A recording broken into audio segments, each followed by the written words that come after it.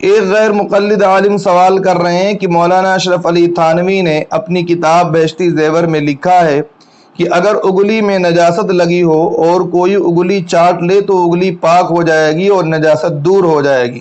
یہ بات تو حدیث کے خلاف معلوم ہو رہی، آپ اس کا جواب دیں۔ جواب سے پہلے عرض ہے کہ آپ نے حضرت تھانوی علیہ الرحمہ کی پوری بات نقل نہیں کی ہے۔ حضرت تھانوی علیہ الرحمہ کی پوری عبارت اس طرح ہے کہ اگر کسی کی اگلی پر نجاست لگی ہو اور اگلی نجس ہو اور اس کو اگر کوئی چاٹ لیتا ہے تو چاٹنے کی وجہ سے وہ اگلی پاک ہو جائے گی، نجاست ختم ہو جائے گی، مگر چاٹنا منع ہے۔ اب جواب یہ ہے کہ حضرت یہ فرمانا چاہتے ہیں کہ شریعت میں نجاست کا چاٹنا منع ہے، شریعت میں اس سے منع کیا گیا ہے،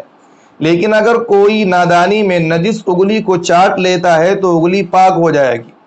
کیونکہ جس طریقے سے پانی پاک کرنے والا ہے، پانی سے نجاست دور ہو جاتی ہے، اسی طریقے سے تھوک بھی پاک کرنے والا ہے اور تھوک سے بھی نجاست دور ہو جاتی ہے۔ دلیل اس سلسلے میں حضرت عائشہ صدیقہ رضی اللہ تعالی عنہ کی وہ روایت ہے کہ امی عائشہ فرماتی ہیں ما کان لإحدانا الا ثوب واحد، کہ ہم میں سے ہر ایک کے پاس ایک ہی کپڑا ہوتا تھا، پھر ماہواری میں اگر کپڑے پہ اگر کچھ خون لگ جاتا تو میں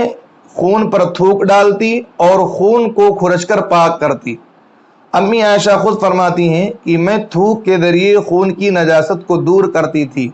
اس حدیث سے معلوم ہوا کہ تھوک پاک کرنے والا ہے، اس سے نجاست دور ہو سکتی ہے۔